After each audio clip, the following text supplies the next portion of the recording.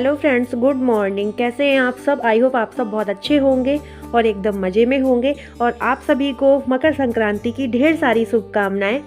और बस यहाँ पे अभी सारे काम से घर के फ्री हुई हूँ और कर रही हूँ पूजा।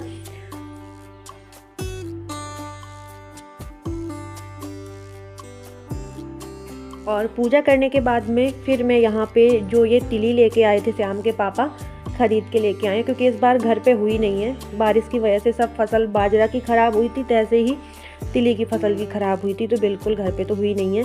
तो आज लेके आए हैं तो मैं धुल के डाल रही हूँ कि घर पे होती तो मैं पहले ही धुल के सब साफ़ करके रखती। और इसको धुलने से ये है, थोड़ा बहुत मिट्टी वगैरह सब जो भी होगी वो सब धुलने से निकल जाएगी।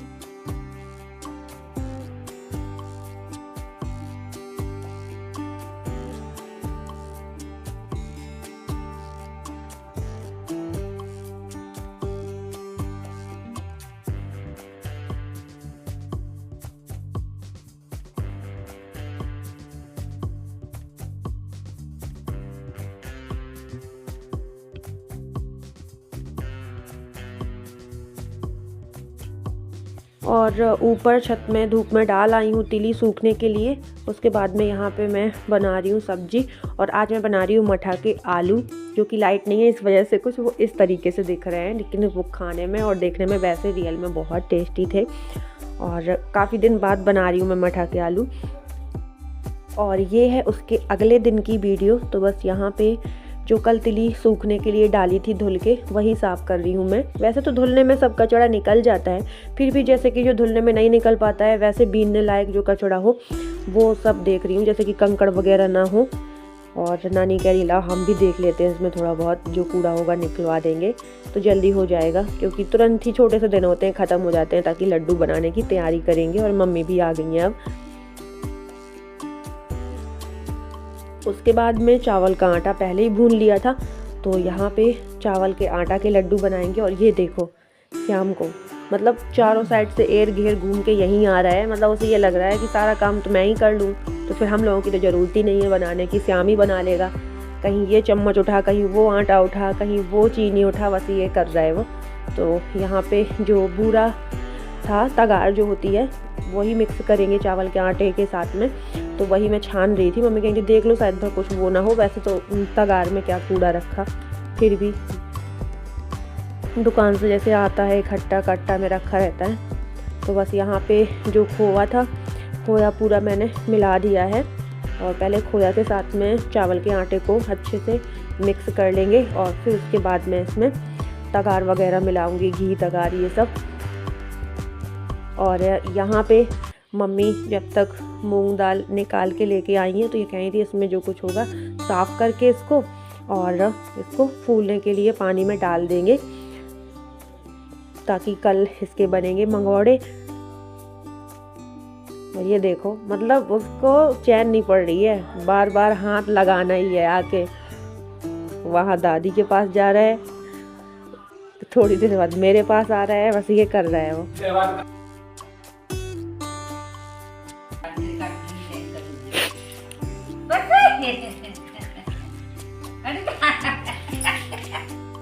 और इतना ज़्यादा हर काम में आगे आगे कर रहा था, मम्मी जी को दाल साफ़ करने नहीं दे रहा था। मम्मी सोच रही थी, कह रही थी कि अभी दाल साफ़ करके रखे दे रहे हैं, ताकि रात में फिर भिगोने में ये नहीं रहेगा कि साफ़ करना पड़ेगा, तो पहले से ही साफ़ करके रखे दे रहे हैं। और यहाँ पे मैं तिली भून रही हूँ, तो साथ ही साथ तिली के लड्डू भी बन जाएंगे चावल के लड्डुओं के साथ में।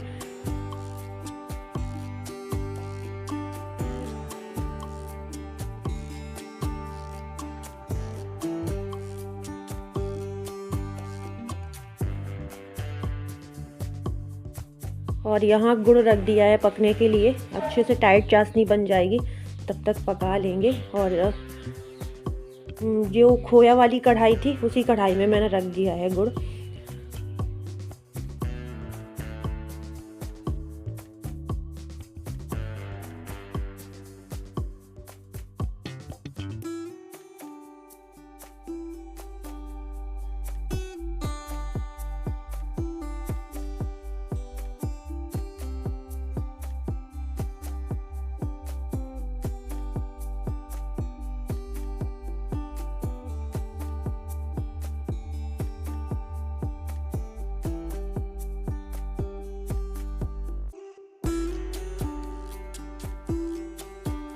और तिली के लड्डू के लिए चाशनी हो चुकी है तैयार, जितनी टाइट चाहिए उतनी।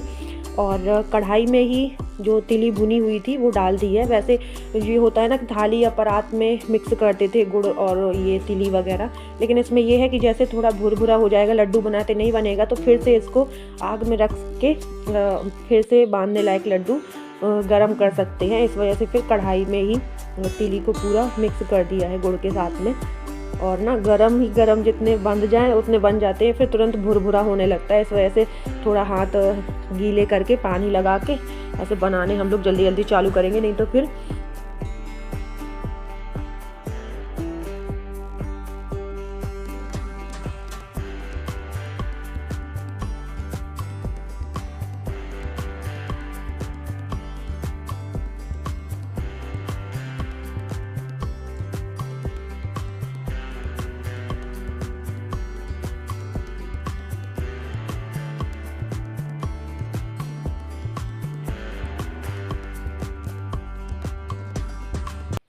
यहाँ गरम में ही बनाने शुरू कर दिए हैं, क्योंकि अगर ये ठंडा होता है तो फिर बनते नहीं है। और जैसे ही ठंडा होने लगेगा, ये भुरभुरा होने लगेगा तिली और गुड़, तो मैं तुरंत फिर इसे आग में रख दूंगी गर्म होने के लिए। और चावल के लड्डू पहले ही बन गए थे, तो बस जल्दी से ये वाले लड्डू और बन जाए। मम्मी ने इसे ठंडा होने के लिए परात में डाल दिया है कि बांधते नहीं बन रहे हैं तो ठंडा हो जाएगा। वो परात में डालने से ना बिल्कुल भुरभुरा होने लगा था, फिर दोबारा से आग में रख के गर्म करना पड़ा था। बस लड्डू वगैरह बन के हो चुके हैं, हम लोग दोनों फ्री। और यहाँ भी आ गए थे बाहर साइड, अभी भी धूप है। ये देखो शाम को लेके चारपाई में बैठे हैं।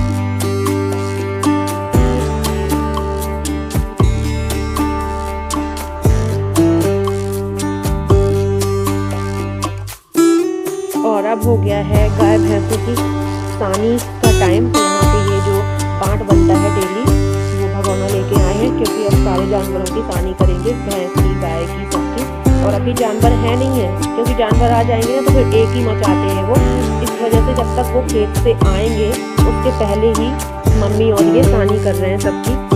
और उनका खाना तैयार हो जाएगा तो वो आते ही अपना खाना खाने में लग जाएंगे। नहीं तो अगर वो होते हैं ना तो सानी भी नहीं करने देते, पूरा फैलाते हैं मुंह से। जितने भी गाय भैंस जानवर के सामने सानी करो तो।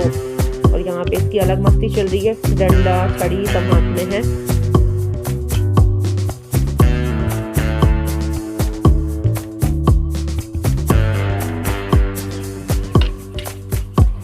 श्याम गड्ढा में न चला जाना।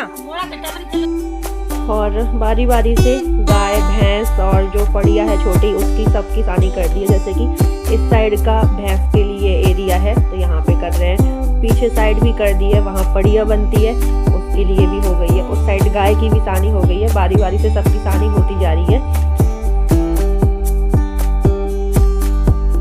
और ये देखो यहाँ पे इसकी अलग मस्ती चल रही है। वो मम्मी और ये सानी कर रहे थे तो बीच बीच में उनके जा रहा था।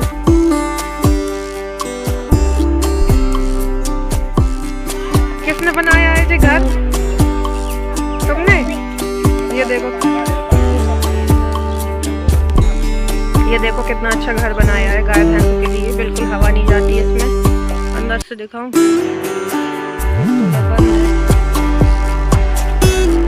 दिन में बाहर बनते हैं जानवर, अंदर बनते हैं रात में।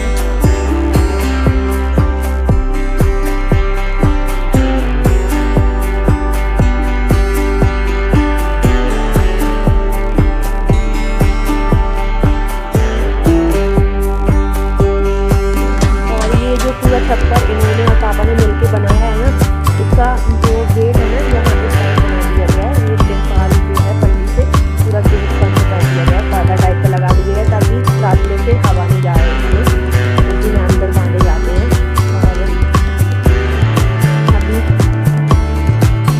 और ये आ गई सेना पूरी, अभी पीछे भी आती जा रही है, उसके पीछे पापा होंगे।